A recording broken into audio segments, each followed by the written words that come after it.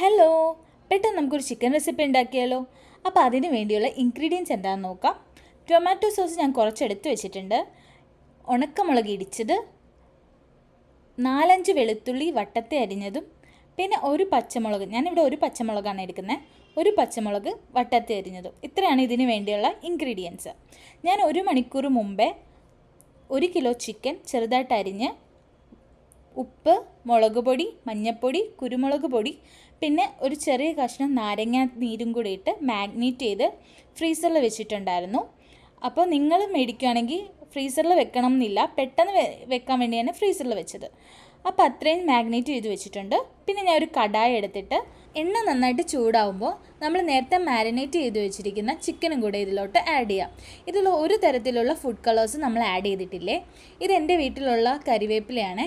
ഈ കരിവേപ്പില നമ്മൾ യൂസ് ചെയ്യുമ്പോൾ ആ ഫുഡിൻ്റെ ആ ടേസ്റ്റിനെ ഒന്ന് എൻഹാൻസ് ചെയ്യാൻ ഹെൽപ്പ് ചെയ്യും.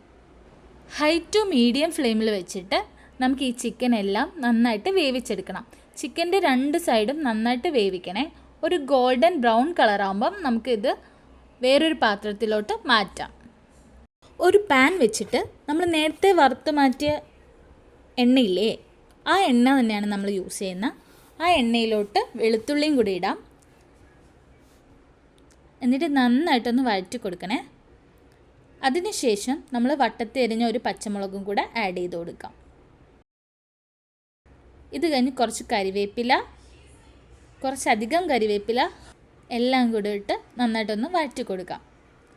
ഇടിച്ച മുളകും കൂടെ ചേർക്കാവേ. ഇത് നന്നായിട്ട് വഴണ്ടി വരുമ്പോൾ ഇതിലോട്ട് 4 ടേബിൾ സ്പൂൺ ടൊമാറ്റോ സോസും കൂടെ ആഡ് ചെയ്യണേ. എന്നിട്ട് നമുക്കൊന്ന് നന്നായിട്ട് ഇളക്കി കൊടുക്കാം. ഇതിന് ശേഷം നമ്മൾ നേരത്തെ വറുത്ത് മാറ്റിയ ചിക്കനും കൂടെ ആഡ് ചെയ്യാം. ചിക്കനിലോട്ട് ഈ ടൊമാറ്റോ സോസ് നന്നായിട്ട് എത്തുന്നവരെ നന്നായിട്ടൊന്ന് മിക്സ് ചെയ്ത് കൊടുക്കണേ. ഒട്ടും അങ്ങനെ എരിവില്ലാത്തതുകൊണ്ട് തന്നെ കുട്ടികൾക്കൊക്കെ ഒരുപാട് ഇഷ്ടമാകും കേട്ടോ. അവരുടെ ലഞ്ച് ബോക്സിൽ ഒരു മസ്റ്റ് ഐറ്റം ആയിരിക്കും ഇത്. അവർക്ക് മാത്രമല്ല, നമ്മളെപ്പോലെ മുതിർന്നവർക്കും ഇത് കഴിക്കാം. ഇത് ചപ്പാത്തിയുടെ കൂടെ വേണമെങ്കിലും കഴിക്കാം, ചോറിൻ്റെ കൂടെ വേണമെങ്കിലും കഴിക്കാം. ഒന്നും വേണ്ട, നമുക്ക് വെറുതെ ആണെങ്കിൽ ഇത് കഴിക്കാം കേട്ടോ. അത്രയ്ക്ക് അടിപൊളിയാണ്. വേണമെങ്കിൽ ഇവന് ഹണി ഗ്ലേസ്ഡ് ചിക്കൻ്റെ അനിയനായിട്ട് വിളിക്കാം കേട്ടോ.